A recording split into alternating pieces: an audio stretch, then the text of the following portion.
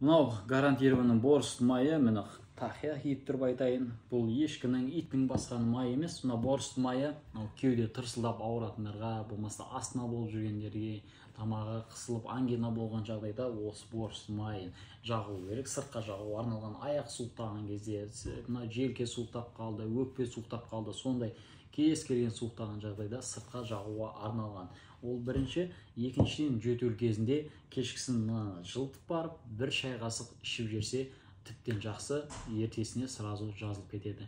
Осы борс майының осындай көлемі менде енді 8000 теңге тұрады. 8000 теңгеге осыны бір шама уақытқа қолдануға болады. Былайша айтқанда, ол бір отбасыңызға бір сезонға жетеді дегендей.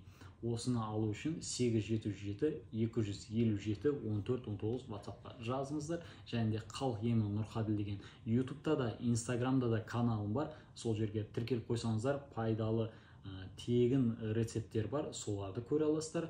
Халық емдік шөптері бар, солардың барлығын күніне 2 видеодан таныстырып отырмын. Каналға тіркеліп алыңыздар.